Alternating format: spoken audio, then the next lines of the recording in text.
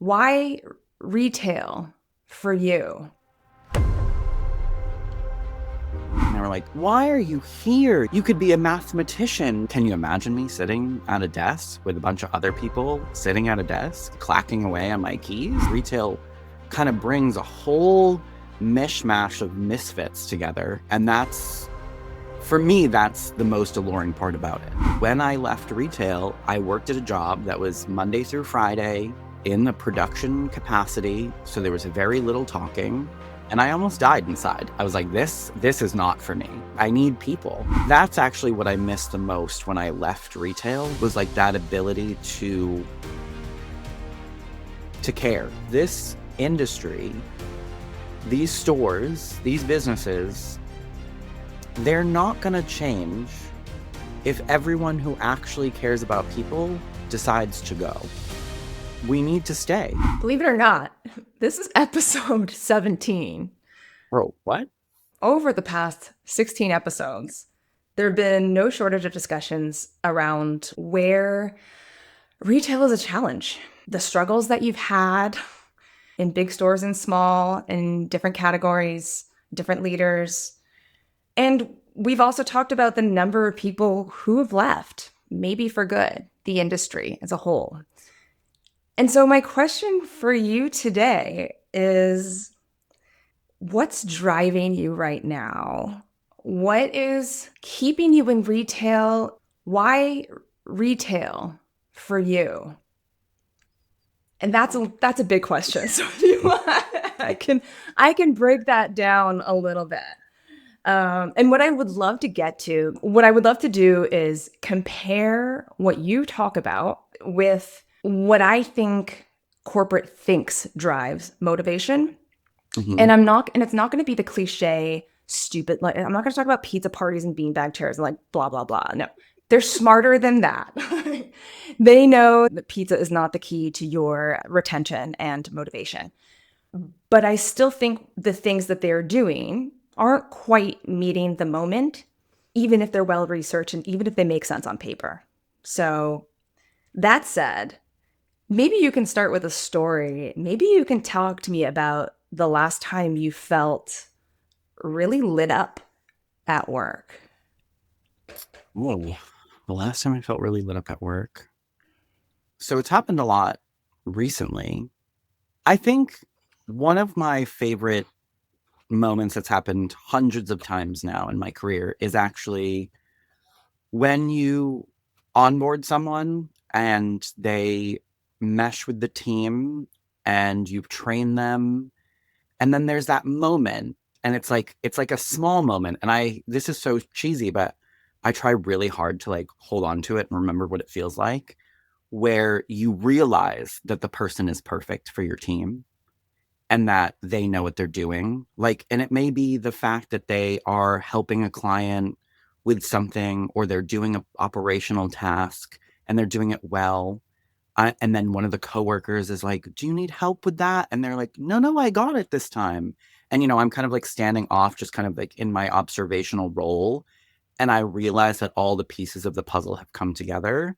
And I'm like, oh, it was worth it. Like, we did it. We're here. So for me, like a big consistent piece of my career that's brought satisfaction is seeing people grow and learn and helping facilitate that. That really lights me up time and time again. Hmm. And I mean, one could say you could do that in any role, right? In any industry Mm, as a true. leader. I think there's something about, it's really funny that we're having this conversation because I don't think I've ever really shared this with anyone.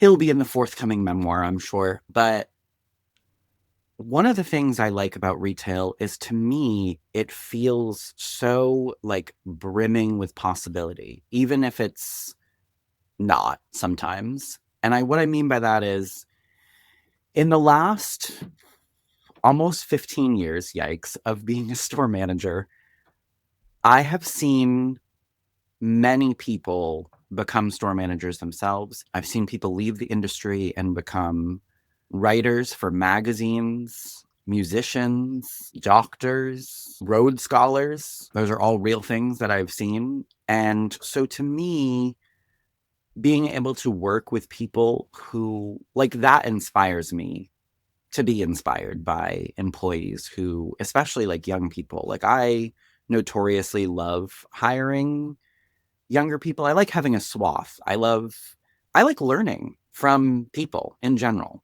You know, I once had a team that was all in their 60s and 70s, and I learned a whole lot about life I could have never learned if it wasn't for that time period. And then I also love having 17-year-olds and 21-year-olds who are like still full of hope and dreams. And I'm like, oh, yay, I need some of that. Let me steal some of that energy. Um, so for me, part of what makes retail different is it's more diverse in age, in background, in upbringing than most other industries are. You know, if you walk by in Boston, State Street Bank, a very tall building, that's a financial services building, you will see a bunch of white men in blue suits, brown shoes, brown belts, and in the winter, a North Face. They look the same. They look like they came from the same factory.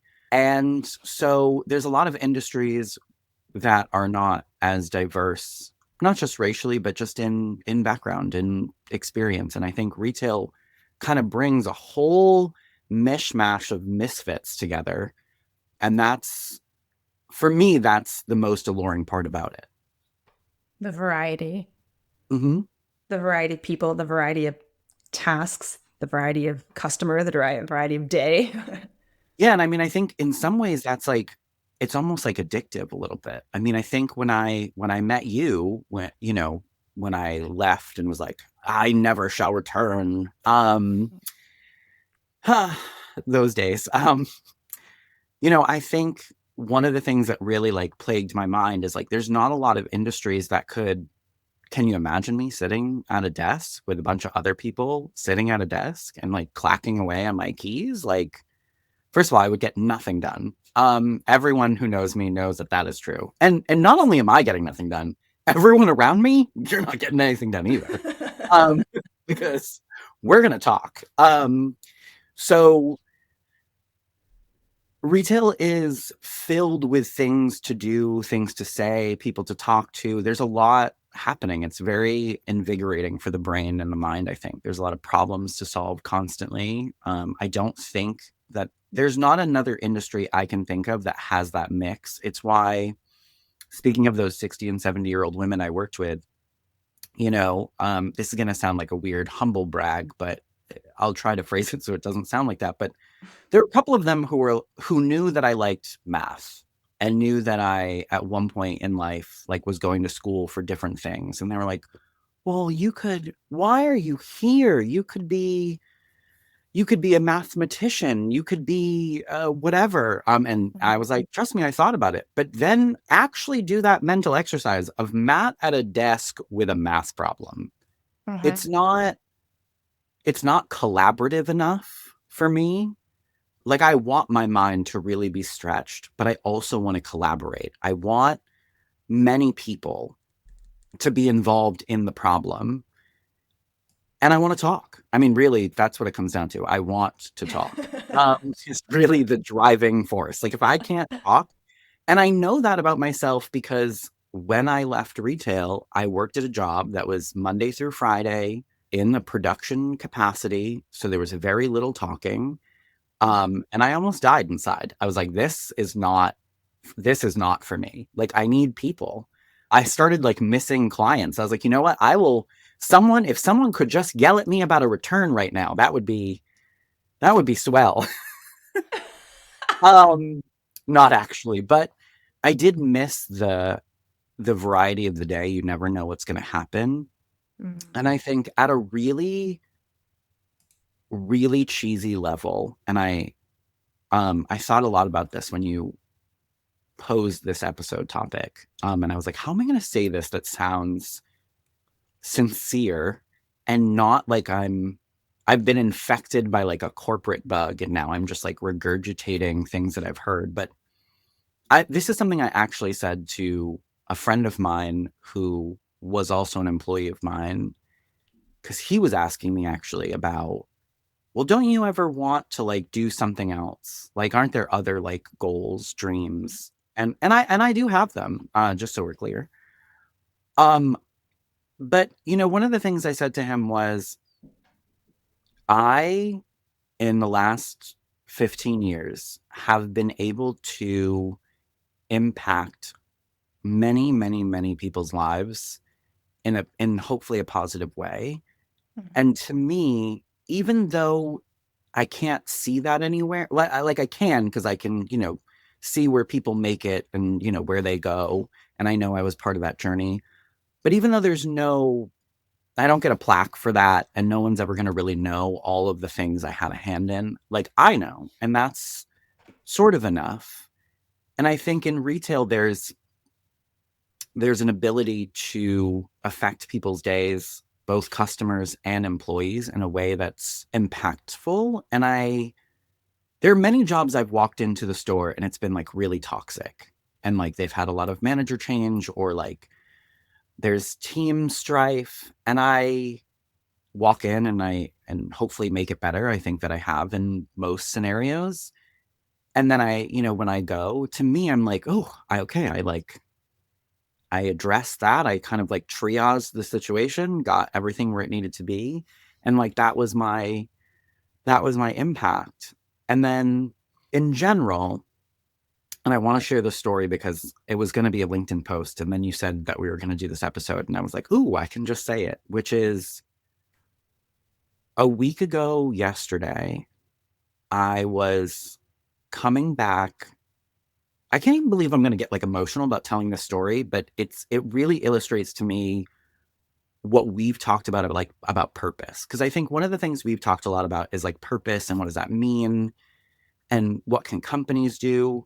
But my whole one employee for Amtrak, of all places, um, really shifted my entire thinking around purpose in the span of less than an hour. So I was at Moynihan Train Hall in New York. Me and my friend went to go like sit in the lounge while we wait for our train. And there's this very exuberant man. So exuberant, at first I thought maybe he was a homeless man who was just shouting, because he was very loud. And then I was like hearing what he was actually saying. And I was like, oh, okay, he works for Amtrak. And I saw him as people were entering the lounge. And if for anyone who knows, you've never met an exuberant Amtrak employee. They sit there, they they'll make sure you have a ticket before you get in the lounge. They'd rather be anywhere on earth but checking your ticket to see if you should be in the lounge. And again, Amtrak, like being sitting there and checking people's tickets doesn't sound like an exciting job. Like, what could Amtrak really do to imbue a sense of purpose in these employees? I don't know if they could, but this man was like, oh no, my life and my job has purpose, and I'm going to see to it. I wish I knew his name, because the way I don't even know. I want to give the man a hug. So we walk into the lounge and he's shouting, go find a seat. We've got plenty of seats. Where are you going? Oh, you're going to, I love that place. That's a great place. Blah, blah. Oh, I've never been there. Find a seat. And, if you can't find a seat, hopefully someone will make a seat. And then he said, if you can't find someone kind, be that someone. And he kept shouting that. That was like his like mantra for the day. Wow. And then, younger people would walk into the lounge like on their phone. And he was like, not in like an old curmudgeon way, and like actually just a very excited for life way. He was like, life is happening all around you girls. Like, cause there were like a couple of teenage girls. Put your phones down. Like, life is happening here. It's not on the phone. That boy's not going to text you back anyway. Put it in your pocket. And so he was just like joking with people. And at one point, when our train went to go like get announced for the track, we're all standing in what is normally like a very miserable experience, right? There's like hundreds of us lined up to like, shuffle away like little Sims onto our train. And people are, and I mean, at one point I'm looking around and all I'm seeing is smiles. I don't think I've ever seen so many smiles in a train station in my life. Most people are like, oh, God, travel, because travel's terrible. So we're all standing there and we're laughing because this man is joking and smiling. And at one point, those same group of girls are going down the escalator to the track. I'm way behind them. He's standing at the top of the escalator, looking down, waving to people. Have a safe trip, whatever.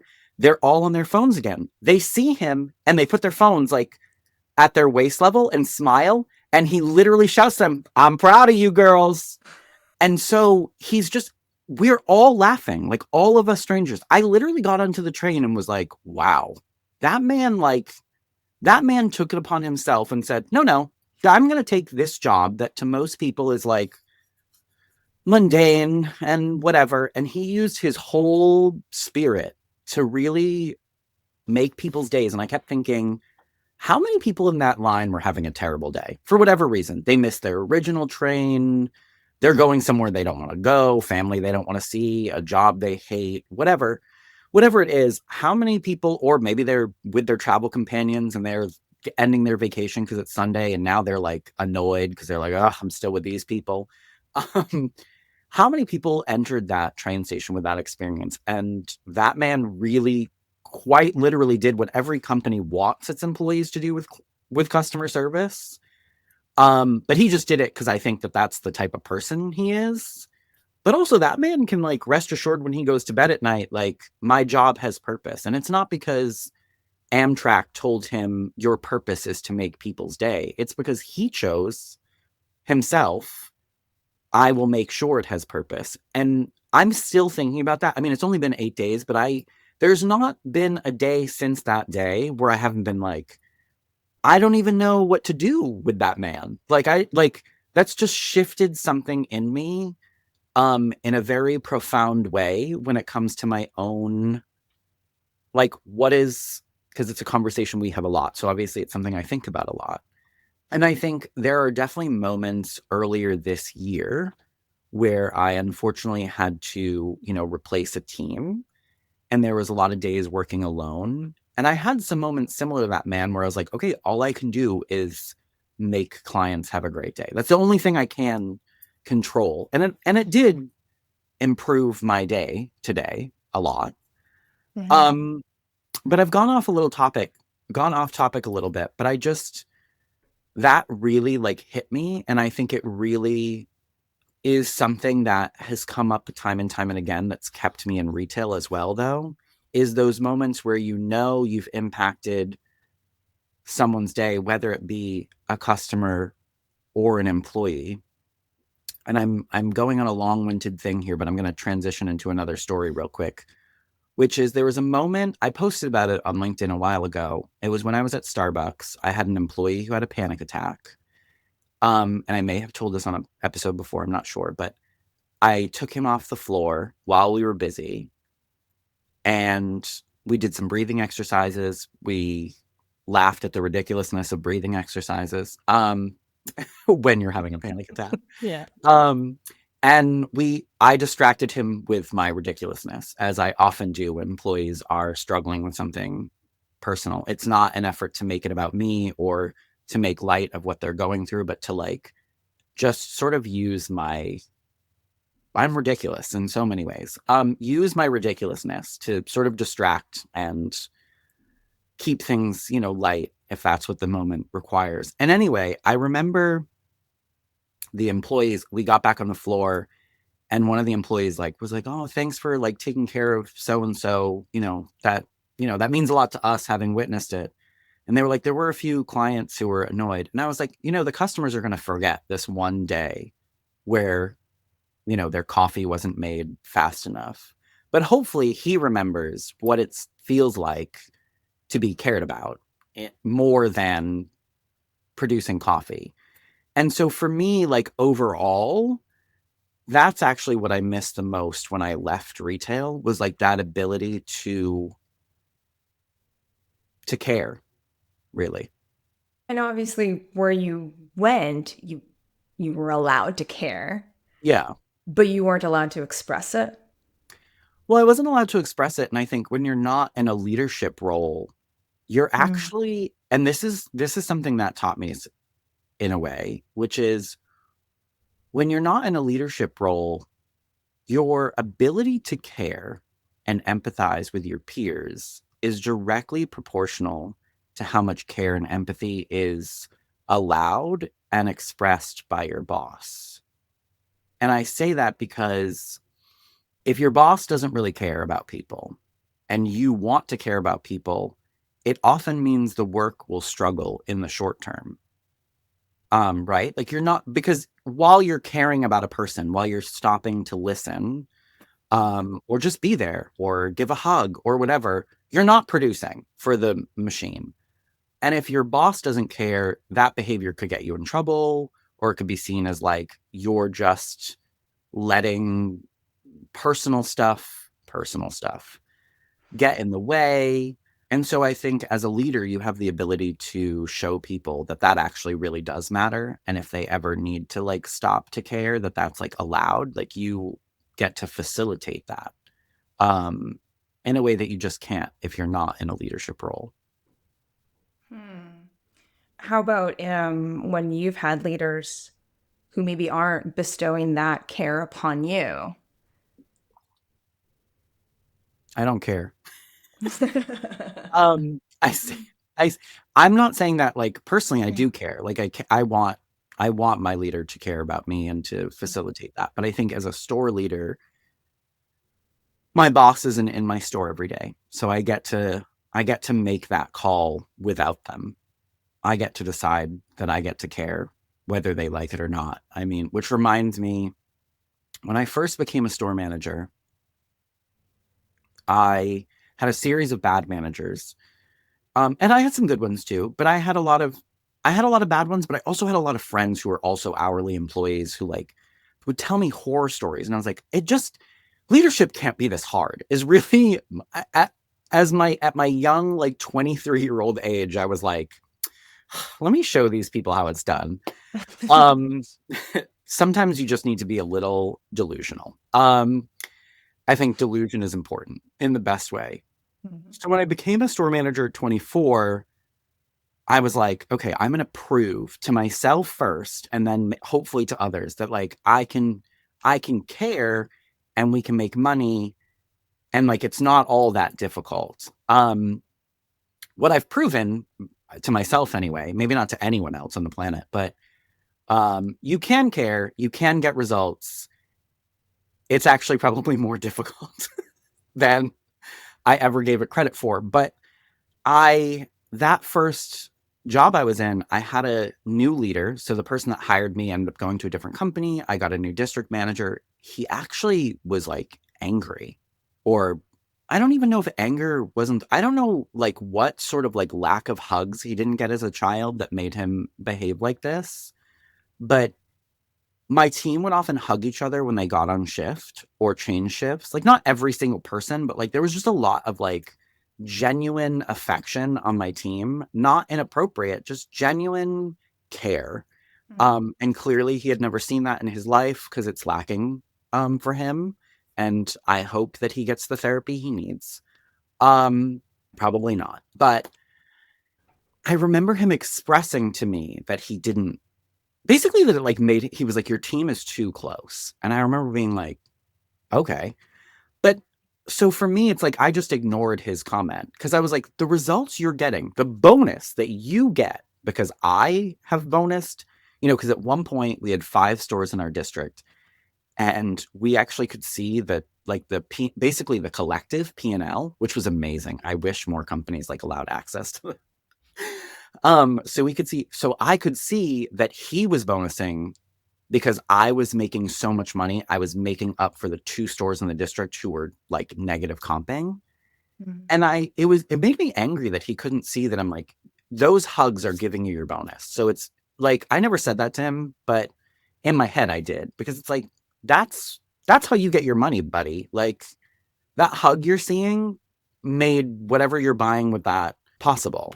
And so for me, it doesn't, I want my boss to care. I think I probably would stick around in a job longer if I felt genuinely cared for, because obviously I can only provide that for so long before I run out. Right. Um, but it's never stopped me from being me. I don't have that ability, unfortunately. Sometimes I wish I did, but I don't. Yeah. So what I'm hearing is a lot of intrinsic factors, like the impact, right? You care about having an impact on individuals and people at large. You care about connection. You care that other people know they feel cared for. That's not something necessarily corporate or a company can give you. No, they can help facilitate it though. They can allow it. Perfect segue. Let's talk about that. Boom. Well, and like you said about the man on the train, he chose that day, Hmm. right? And it sounds like given the right environment, you would choose that every day. You come motivated. Hmm.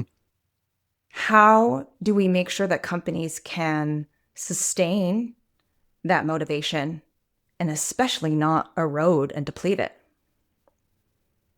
I think it comes down to, and I think this is one of the things that's kind of like infuriated me about how district managers lead store managers. Hmm. Not to say that it's easier, not saying that at all, but you have oftentimes, let's say in a bigger company, you have, say, 5 to 10 of us, but I have 25 people. And the reason I'm saying that is because I think it's really important that people figure out what their team is motivated by. Is it intrinsic? Um, is it money? What is it? And then exploiting that. If, and I've had a few leaders dabble in this slightly with me, but because here's the thing, you said I come with motivation, and that's true. Mhm. Most leaders and most companies I've worked for have only eroded that motivation and not exploited it. And trust me, there's a way to exploit it. And I've even tried to, in some places, like straight up tell you how to exploit it. I'm like, let me give you the roadmap to my psyche. Um, and luckily, I've had some leaders like really understand that, because for me, and I've told people this, there's no such thing as too much reports. I want all the reports. And if you want to even make me make a report that doesn't exist and let me spend some time in Excel, I'll even do that. That is motivating to me. But also, if you allow me to lead with empathy, like fully with my whole soul, then that will keep me motivated. But I think in a lot of roles, what I've actually been required to do is to spend a lot of excess energy apologizing for who I am as a leader, or justifying it in some way, whether it be they think I'm too compassionate. They're not going to say that word. They're going to be like, well, you struggle to hold people accountable. And the thing is I don't struggle to hold people accountable. What what they're seeing is a struggle to punish people, and I'm going to die on the hill. I'll say it till I'm dead. It will be my last words. Accountability is not punishment. Like, those are going to be my last words before I take my last breath. Because there's so much misunderstanding of how to manage people, as if it's all about punishment when you're not getting the behavior you want. Mhm. And it's funny, I had this conversation recently because I've had to defend my leadership style, not just to bosses, but also sometimes to my own employees. Um, my own employees have gotten frustrated at me. I can give you several instances of usually an assistant manager or a key holder, but usually it's an assistant manager who sees someone not performing in a way they think they should and gets mad at me because I'm not yelling, or I'm not like whatever. And I said this recently to someone, so I'm laughing to myself.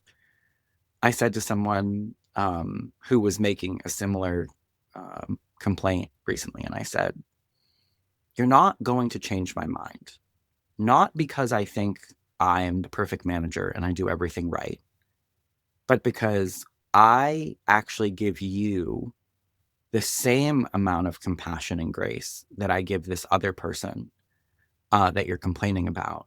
And I want you to really think about what it would mean if I took that away from you, because there is no world in which I'm taking it away from him and not you. I'm not taking away from either of you. We're playing an exercise game here. Mhm. And I said to him, because what our issue right now is not that this employee is not performing the way you think he should. It's that his strengths are different and we are not exploiting them to the best of our ability. That is actually the problem here. This is actually a failure of leadership on both of our parts, not a failure on this employee because we're asking him to do something that he is not good at, will never be good at. That is not how his brain works. And to me, being a leader is all about figuring out how do people's brain work.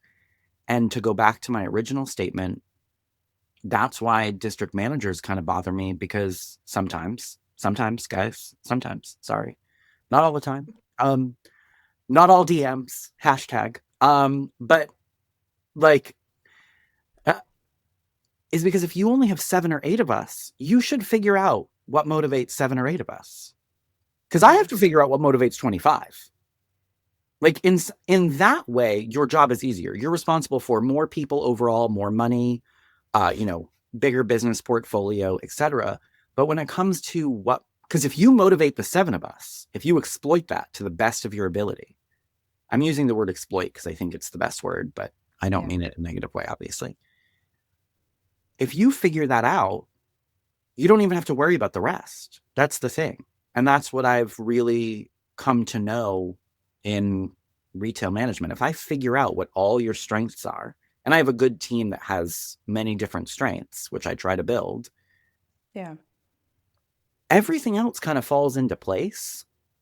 Mm-hmm. But I've spent a lot of time sort of defending myself because we're so sort of addicted to this notion of, I'm going to call it fairness, or like, equal whatever, in terms of how we manage people. Mm-hmm. And it's just wrong. It doesn't work because it's funny. I see a lot of people like churning through people, or they get a lot of people quitting, or they're firing, or both. And then they're like, but you know what? People just, can't follow these. This is A is A and B is B. And that's not how people work, at all. Humans don't function like that. And when I was having this conversation with this person about how we're managing an individual, I'll always use the example of when I had that first job, and I've said this story before, so I'll shortcut it, but we had a holiday sales contest and we won. And that was not because everyone on the team sold the same amount of units of the holiday item we were selling. It's actually because we only had 3 people out of like 18 who were great at it. And it became the rest of our jobs to facilitate and help those 3 people always be available to sell the thing. That's actually the job of a team. And to be cheesy, I'll always use sports analogies, even though I'm not a huge sports fan, because sports is pretty universal. Not everyone loves sports, but everyone like kind of understands how teams work on sports. Yeah. And there's no world in which there's fairness on a team in that same sense. It doesn't work like that. You don't end a soccer game and go, okay, well, we only got, because soccer games are low scoring sport. You don't win 26-2. It's like 4-2. Woo! That's why I don't watch it. I'm not watching it for all that back and forth. Woo, 1 goal, yay! But the team doesn't get off the field and coach goes, okay, 4-0. I've got X amount of players. Okay, you got 1, you got 1, you got 1, you got 1. Okay, we won. But you know what? You 10, you scored nothing. You're getting a write-up. You're getting actually, this is a verbal warning. The next time it's going to be a written coaching, and then a written counseling, and then it's going to be a final. Because that's what performance management is. Um, like that wouldn't work. You'd have 10 people who were like, what the F? I gave the assist. That's how we got that score. Where does that not count? So all of this to say, my very long-winded way of saying that we're not managing people like people. We're trying to like botify it and like Sims, like, Yeah. everyone's just a little sim. We're moving them around. Oh, they're bumping into a wall. Turn them around. Um, and so, yeah, I think it really comes down to figuring out what motivates people and then using that to make them amazing. Yeah. And if we could go back to Matt's psyche roadmap, Mhm. because I think for the first time, at least clearly, a couple things are connecting. We started talking a lot about leading with empathy and caring for people and impact. Now I think we moved into more external factors, so actual performance, right? Sales Mhm. performance, meeting goals, metrics. I have always known you to be very motivated by things like that. Mhm. Um, so it sounds to me like you're really motivated to meet those performance goals, but you need the space to lead your team to those goals in your way. Yes. It's funny that you say that because this employee that I was chatting with about the Mm. performance of another employee, he used to work in a factory. And working in a factory is very different. And, very much like if you don't meet X, you will do Y. And I said to him, what you're describing reminds me of working at Starbucks for me. And the Mm. reason I can't work at Starbucks, and the reason it's not for me, and we can everyone in the world can have a debate about whether this is my problem or Starbucks, and that's fine. But for me, I can't successfully run a Starbucks store. I cannot. It's not a skill I have. And the reason is because I did, I guess, do it for a while. So it's not Mhm. that I was bad. I got all those bonuses. Don't you worry, folks. I will get my money. But I don't want it if I can't lead with empathy. And the way that Starbucks moved towards, payroll cuts and different things, I had this clear fork in the road ahead of me that I was like, I have two choices. I can either lead with empathy and financial performance will probably struggle because what they are now requiring is a little bit more intense leadership, that is more focused on output than an outcome than in the journey of how we get there. Or Mm. I can really focus and drill down and get those numbers and get my bonuses, and I can become a leader that I'm not happy with. Those are my two choices. And so I left because I, you know, and I don't say this, I think I've said this to many people before, and I think sometimes people take it as me like thinking I think I'm amazing. But, and sometimes I do, depending on what day you ask me. But there are a lot of leaders who adapt to their environment, right? Like if that's what the environment requires, we're becoming a drill sergeant and we're gonna, because we care about our own, not only our own money, but our own yearly review or whatever motivating factor they have. I like don't have the ability in my body to not care. And what Mm. I've learned about myself is if you put me in an environment where care and empathy is like basically not allowed, and yes, those environments in retail exist, um, I become a crazy person. And some of that I'm realizing right now in real time.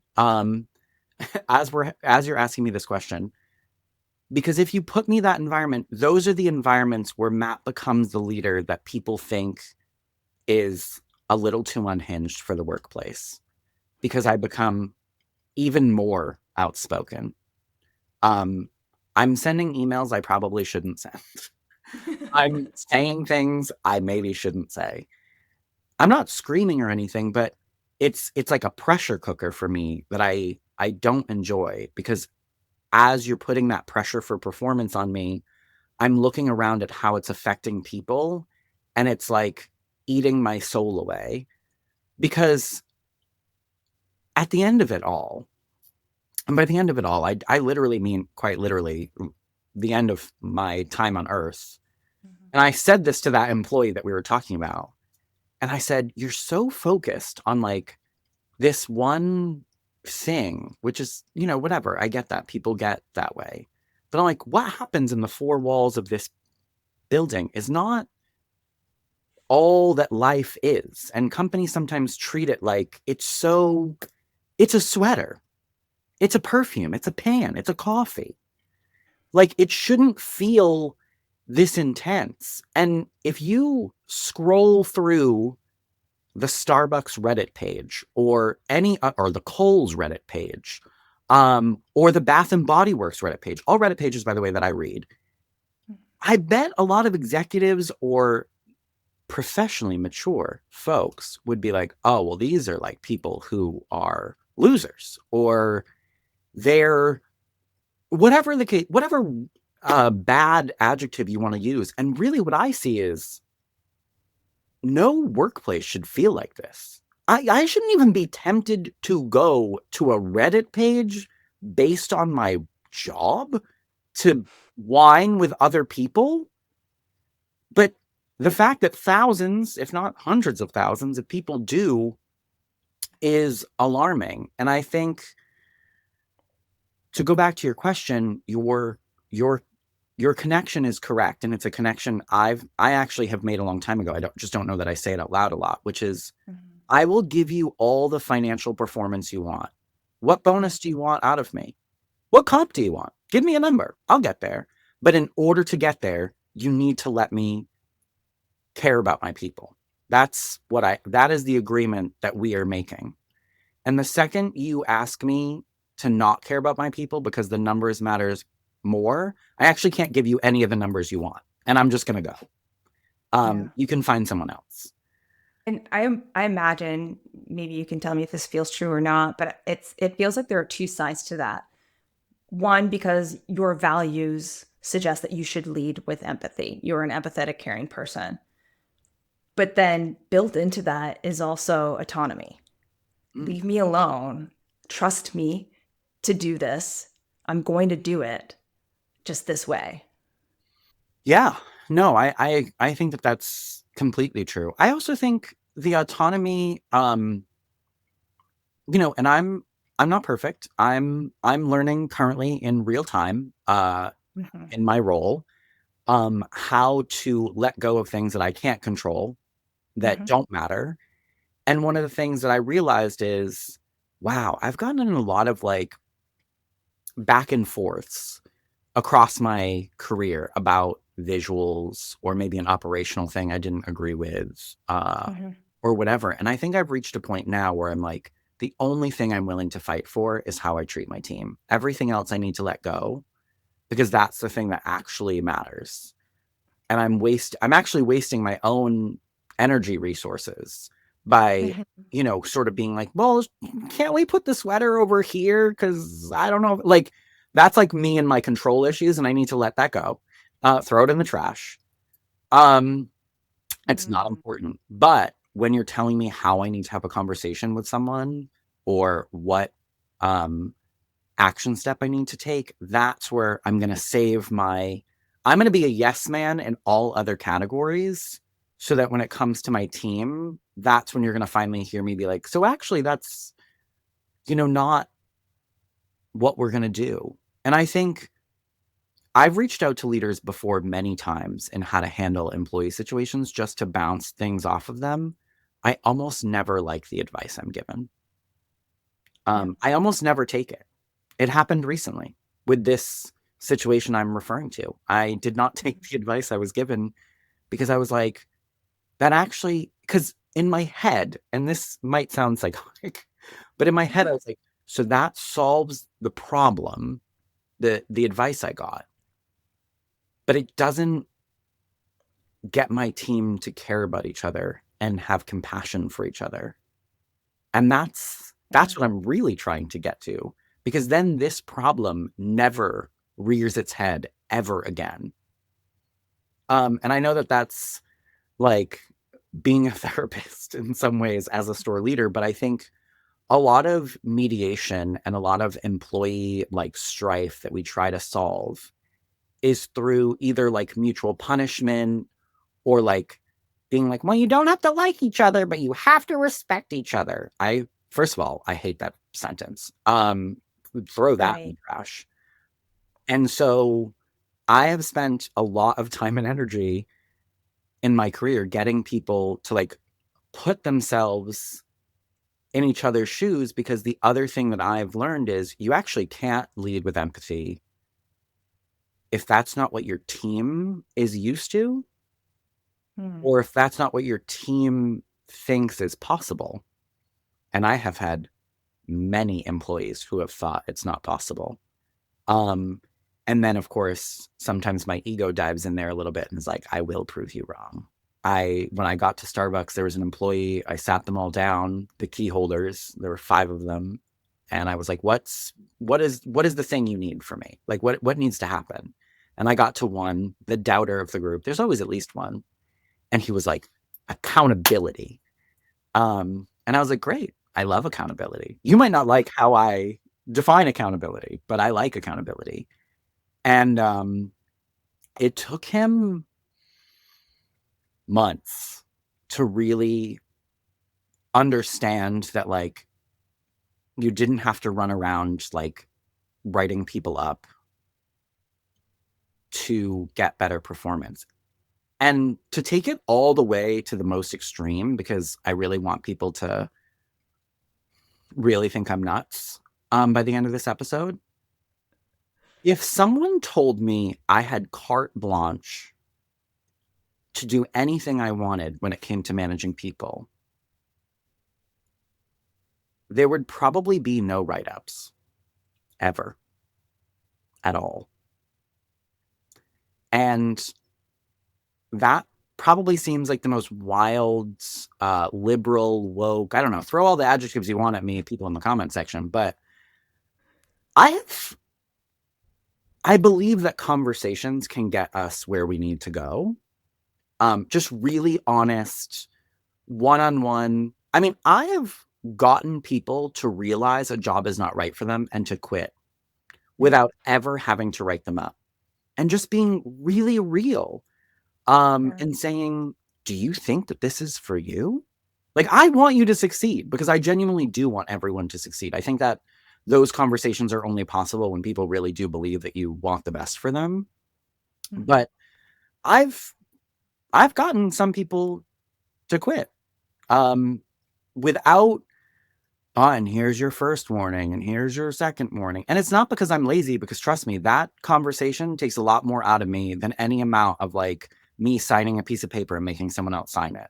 And I think that that is the misconception, both that my employee I talked to the other day and employees I've talked to in the past, and even leaders above me have had about me, is that like I'm afraid of writing someone up or punishing them or whatever. And I'm like, you realize that an honest conversation, just a really good sit down, is much harder Yeah. than you did X, that is bad, sign here. It's much harder to sit someone, look them in the face and be like, you're not doing great. And I think you know you're not doing great. And so my question is, do you want to do great? And if you do, what do you need? How do we make that happen? Or is this a moment where you realize maybe this isn't the path for you? And what is your path? And then I turn that into a conversation about like, what are you trying to do with your life? How can I help? I want to help. What does that mean? Are you trying to get somewhere else? I know some people. I don't know everybody, but like I know some people. I read books. I know how people get places. What can we do about it? Let's just have a real two people having a conversation. That conversation is hard. It can get emotional. It can get intense. It can lead unknown places. That's so much harder than corrective action. Hate that phrase. We aren't correcting any actions. No actions have been corrected from this piece of paper. And I will die on that hill. No one has gotten a piece of paper. You give me a piece of paper, I'm letting you right now. I'm leaving. Not because I'm perfect, but because I'm human. Right. It comes back to the concept of people first, which has almost just become a dead phrase, right? Everyone is saying it. But if you are write up slips and pips before just asking someone Mm-hmm. what's going on, you might not be as people first as you thought you were. And I think that really is the heart of it all. Yeah. Is I don't think we know what people first is. Um, and to round this out into like the point of the episode, because I'm sure there's some folks who are like, this is a wild journey we've been on. I want to say that for me, that's what actually keeps me in retail. Yeah. I think a lot of people have left retail, good people. I'm biased, obviously, but my husband left retail, never to return. My husband's teams loved him. He cared about them so intensely. You know, when we were both store managers, there were moments where we were like, oh my God, I have an employee going through this and you have an employee going through that. It's like, how can we support them and help them grow? And like, we're not perfect, but in my head, I'm like, oh, like we're positively impacting like people's lives. And like, that sounds so cheesy, but the people who really want to do that, unfortunately, a lot of them have left retail. Yeah. Um, and I implore with my whole soul, if leaders are listening to this and they're feeling uh, unmotivated or dejected or like, what is the point? They take away my hours and these customers are getting more unruly. And I've been in this career for 30 years and I'm tired and I just want, a Sunday with my family. It's not to say that I think everyone should like sacrifice themselves on the altar of retail or for billion-dollar corporations, because I don't. I do think you need to find a balance, but I implore them to really think about what is your impact? Where can you go where you could be happier? And where can you keep making that impact? Because this industry, these stores, these businesses, they're not going to change if everyone who actually cares about people decides to go. We need to stay and we need to continue to care about people and we need to continue to get results and show that it's possible to deliver double-digit comps and have a team where the write-up drawer is actually empty. We need to prove that that's possible. And so I think that's why I stay. And it's funny because, again, that same employee I was having the conversation with said to me, he's like, you realize you're not going to change how a whole company operates. And I said, I know I'm not, but I'm going to change how the people in this store get treated every day by staying. And that's enough for me. And the potential domino effect of both, whether you have 4 employees under you or 100, it, as someone who started this work because I'm very career driven and I was at a place for over 12 years that I was so motivated to grow and help, genuinely motivated to help that company grow. And over the course of that time, I always say it was kind of a slow boiling frog thing. It was Mhm. just it I got there and I was just like, how did I get to this place where the phone, my work phone ringing made my stomach drop, and an email from a certain person would make my heart race, and I would stay till midnight making sure something I was working on didn't have a typo because I knew what would happen if that were true.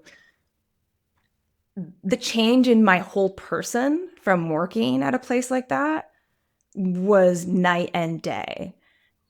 And so, and the flip side is true of a healthy workplace. So it's not just as though, great, my team had great work days. You're making a different person. Hmm.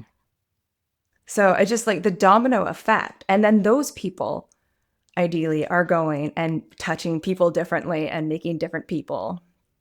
No, I totally believe that. Mm. I think, I mean, I hesitate to admit this out loud, but there's someone I worked with um, at a clothing company. I don't want to call him out individually, but who really thought I think he thought I was insane, which is fine. Um, but he had 20 years of working for people who were very intense and led with a lot of fear. And so he kind of led with fear. And I do think that I changed how he saw leadership. And after I left that company, soon after he left retail and asked me for a job recommendation, which I gave him because he was great and he changed a lot. But it was funny because when I asked him why he was leaving and he told me about the new way the company was operating, but also like his new leader, I couldn't help but be like, but that's everything you ever did before. And you were fine. I didn't say that. But in my head, I was like, wow, I like ruined it for you. And I don't mean that in like a full of myself way. I just think that what you're saying is true. I think when you work for someone who really cares about you, it's almost impossible to go back because you're like, oh, that's what it can be. That's what's possible. And I think in that way, you're right. Like people do get changed. And then hopefully, if they become leaders, they spread that. And Yeah. even if they don't become leaders, the bar is just raised for them. And then they don't tolerate shenanigans. Because the amount of shenanigans, especially in retail, that people tolerate because the bar, and let's be real. I mean, I'm going to call out my store manager peers. The bar isn't just low for billion-dollar companies and DMs, because I think those are the people we love to demonize the most, right? Like Mm. big bad corporate and then the DM. Our DM. There's a lot of store leaders that suck. Just frankly, suck. They don't have a backbone. They don't care about their team. They only care about their career or their bonus or whatever. Um, and I will never forget the experience of being at Old Navy, and I'm going to call it out because I'm not calling out Old Navy. I'm calling out my peers there. Revenge, the podcast. No. Um, where I had amazing results and I had an amazing team. And it was almost like my peers, like, I got along with them for the most part, but there were quite a few of them that were like almost mad that I had great results and that I was nice to my team. Like they were like, there were moments when we were in meetings where they almost like would make excuses for my performance as if it was either accidental or like, well, I just don't have to be as tough on my team because you're doing so well. And I was like, that's not, you're playing a chicken and the egg game. And it's not that. It's actually, we're doing well because they're cared for. It's not, Yeah. they kind of looked at it like, well, you can be nice because look at how well you're performing. Like at my store, we have to beat people to get performance. And so it must be nice to love your team and bake cakes for them and like, be in the corner, like talking about, a movie you all saw, but we have work to do over here because we're not doing well. And I'm like, yeah, you're getting it all twisted. And it's something I've experienced in every store environment I have ever gone on because there's at least one employee. I had an employee in my first job, my first store manager job, the job that really laid the foundation for my whole career. I had an employee, Michael, there who one time I did something. I can't even remember what it was. It was the first time an employee made me cry, actually, not at work. But I went home and I was so upset because he said something like, well, if I was the store manager, I wouldn't let them get away with that. And I remember being like I had this moment of doubt, and I don't know where I get it from. So if someone asks me, I have no idea. Again, delusion. But I had that moment of doubt, and then soon after I was like, no, this is like, I'm doing the right thing. Like, I just have to keep doing this, and it's going to get me where we need to go. And I need to ignore this like doubter over here. And I've had that person like kind of throughout my career. There's always been one in every store who's like, sometimes you do have to be like more mama. Um, and there's always someone willing to tell me, and it's where my favorite phrase I've ever said out loud came from more recently, and I put it on LinkedIn, which is, you can't take advantage of my kindness. You can't. Right. Because I'm giving it away for free. Yeah. It's not a barter system. I'm not giving it to you expecting something in return. I'm not holding on to it. I'm not like, okay, you get 10 points of kindness, you get 10 points, and I better get 10 points of something back. But there's always an employee willing to tell me that someone's taking advantage of my kindness. And I'm like, you're assuming that I'm counting my kindness, and I'm not. You're counting it because that's like your own trauma. Again, see a therapist, figure that out. But don't put that on me. But yeah, we need more people in retail who stay and show that it's possible, is what I'm saying. Yeah. Yeah. This was a very interesting discussion. Have fun editing, Becky. And then I think the last thing I want to say is I'm not a please hit subscribe kind of person. I'm not chasing subscribers or vanity metrics, but I would really like these ideas to spread and infiltrate other companies. So if you were listening, whether you're a store employee or a store manager or a DM or a VP or a customer, and you think someone else might like to hear it, we would very much love for you to share. If you like the things that Matt is talking about, sharing does definitely help. Yes. I think that does it. Thanks as always, Matt. Yeah, thank you. You're listening to Dear Corporate, Love Stores.